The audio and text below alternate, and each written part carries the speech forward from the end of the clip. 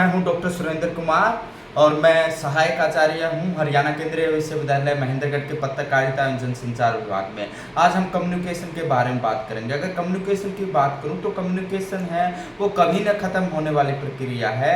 Communication हम verbal, non verbal, return अनेक प्रकार से पब्लिक कम्युनिकेशन, मास कम्युनिकेशन हम कम्युनिकेशन करने की कोशिश करते हैं। ये कम्युनिकेशन के टाइप है। कम्युनिकेशन के द्वारा हम हमारे आइडिया, फीलिंग, जो विचार होते हैं वो साझा करने की कोशिश करते हैं। वो बोलकर, लिखकर या इशारों के द्वारा हो सकता है। जिसको इशारों के द्वारा, जिसको हम नॉन वर्बल भी कहते हैं, उसमें बॉडी लैंग्वेज हमारे हैं वो बड़े महत्वपूर्ण होते हैं। जैसे साइन है, सिंबल है, और ये साइन सिंबल है, इनके द्वारा भी हम कम्युनिकेशन करते हैं। जैसे देखिए ट्रेन में है ग्रीन, उसको सिग्नल या झंडी दिखाई जाती है, रेड या झंडी दिखाई जाती है, तो इसका सिग्नल अपने आप ही क्लियर हो जाता है कि इसका मतलब क्या है। ग्रीन सिग्नल की सब कुछ चीज़ें क्लियर है। ये एक प्रकार का नॉन वर्बल कम्युनिकेशन हुआ। यहाँ पे किसी प्रकार का बोल के नहीं किया गया, ये इशारों के द्वारा हुआ। तो क्या है कि कम्युनिकेशन है वो व्यक्ति जब जन्म लेता है तब शुरू होता है। जब बच्चा जन्म लेता है तो हम कहते हैं या डॉक्टर कहता है कि वो रोया नहीं, इसका मतलब है कि सब ठीक नहीं है। वो अगर रो के बच्चा रोता है तो हम कहते हैं कि सब ठीक है, ऑल इज वेल है। तो कम्युनिकेशन बच्चे के जन्म से शुरू होता है और वो हमारे मौत पे है या हमारी डेथ पे ख़त्म होता है। कम्युनिकेशन है वो कंटिन्यू प्रोसेस है।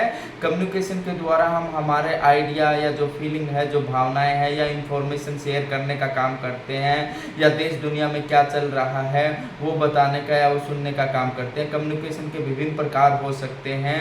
कम्युनिकेशन के द्वारा हम हैं जो आसपास के वातावरण है उस पर निगरानी रखने का काम करते हैं। इसके द्वारा हम इंटरटेनमेंट करने का काम करते हैं।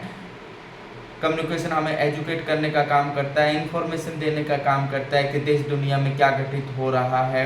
जैसे अगर कम्युनिकेशन कभी न ख़त्म होने वाली प्रक्रिया है और कम्युनिकेशन के द्वारा है हम हमारी जो फीलिंग है, आइडिया है वो शेयर करने की कोशिश करते हैं, या हमारा इंटरेस्ट किन चीज़ों में है वो बताने का कोशिश करते हैं। कम्युनिकेशन का मतलब होता है कि हमारे आइडिया या जो फीलिंग है उनको बांटना, उनको शेयर करना। To communicate, to share. हम विभिन्न प्रकार से कम्युनिकेशन करने की कोशिश करते हैं। ये 1 to 1 भी कम्युनिकेशन हो सकता है, उसको इंटरपर्सनल कम्युनिकेशन बोलते हैं। इंट्रापर्सनल भी होता है, हम अपने आप से कम्युनिकेशन करने की कोशिश करते हैं। मास कम्युनिकेशन भी होता है, जो बड़े बड़े लीडर होते हैं वो मोटिवेशनल स्पीकर होते हैं, जो पॉलिटिकल लीडर होते हैं वो मास कम्युनिकेशन रैलियों के द्वारा करने की कोशिश करते हैं। पब्लिक कम्युनिकेशन भी होते हैं, जैसे नेता लोग हैं वो अपने रैलियों को या काफ़ी लोगों को संबोधित करने की कोशिश करते हैं। हर कम्युनिकेशन के अपने ड्रॉबैक होते हैं, अपनी विशेषताएं होती हैं। इसके साथ साथ में कम्युनिकेशन में जो फीडबैक होती है, प्रतिपुष्टि होता है, वो ज़रूरी है। जब तक फीडबैक नहीं मिलता है कम्युनिकेशन का प्रोसेस है वो पूरा नहीं हो सकता। तो कम्युनिकेशन के प्रोसेस के लिए हमें फीडबैक वो ज़रूरी चाहिए। फीडबैक के अनेक रूप हो सकते हैं, वो बॉडी लैंग्वेज के रूप में हो सकता है, वो रिटर्न हो सकता है, वो मौखिक हो सकता है, या किसी फिल्म को या किसी प्रोग्राम को कितने लोगों ने देखा, ये भी एक प्रकार का फीडबैक है। अगर हम डिजिटल मीडिया की बात करें तो डिजिटल मीडिया में हमें फीडबैक का वो तुरंत मिल जाता है कि कितने लाइक आए, कितने शेयर हुए, वो ट्रेंडिंग में चल रहा है, इश्यू नहीं चल रहा। तो ये भी एक प्रकार का फीडबैक का रूप है। जब तक फीडबैक नहीं होता है तो कम्युनिकेशन पूरा नहीं होता। फीडबैक से हमें ये पता चलता है कि व्यक्ति को क्या समझ में आ रहा है या उनको समझ में आ रहा है, चीज़ नहीं आ रहा है। अध्यापक क्लास में भी जाता है तो वो भी फीडबैक लेने की कोशिश करता है कि कुछ समझ में आ रहा है, या बच्चों से वो सवाल पूछता है। अगर बच्चे जवाब देते हैं तो मतलब उनको वो लेक्चर समझ में आ रहा है। अगर वो जवाब नहीं देते तो कहीं ना कहीं कोई दिक्कत है, तो टीचर दूसरे तरीके से या अलग तरीके से पढ़ाने की कोशिश करता है। ये भी एक फीडबैक का प्रकार है। तो कम्युनिकेशन के द्वारा हम हैं आसपास के वातावरण पर निगरानी रखने की कोशिश करते हैं, देश दुनिया में क्या घटित हो रहा है वो जानने की कोशिश करते हैं। हम हमारे विचार, भावनाएं हैं वो शेयर करने की कोशिश करते हैं। हम हमारे आइडियोलॉजी है वो शेयर करने की कोशिश करते हैं। हम देश दुनिया से क्या चाहते हैं वो बताने की कोशिश करते हैं। हम हमारा इंटरेस्ट शो करने की कोशिश करते हैं। जैसे देखिए हर एक व्यक्ति का अगर इंटरेस्ट की बात करो तो अलग अलग होता है। जैसे कोई है मीडिया में क्रिकेट की न्यूज़ देखना पसंद करता है, स्पोर्ट्स में कोई फुटबॉल की देखना पसंद करता है, कोई इकोनॉमिक में है शेयर मार्केट की न्यूज़ देखना पसंद करता है, कोई पॉलिटिकल न्यूज़ देखना पसंद करता है।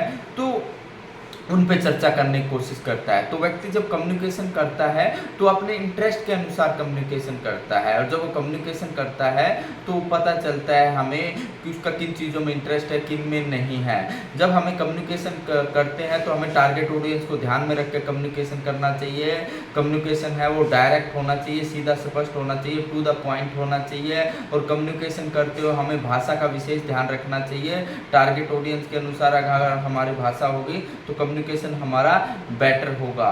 और कम्युनिकेशन करते हुए हमें सीधा स्पष्ट और सरल होना चाहिए, और हमारा जो ऑब्जेक्टिव है वो स्पष्ट होना चाहिए। तो ये थे मेरे कम्युनिकेशन पर विचार। तो दोस्तों आशा आपको पसंद आए होंगे। मैं डॉक्टर सुरेंद्र कुमार, सहायक आचार्य, हरियाणा केंद्रीय विश्वविद्यालय के पत्रकारिता एवं जनसंचार विभाग महेंद्रगढ़ में कार्यरत हूँ। धन्यवाद, थैंक यू।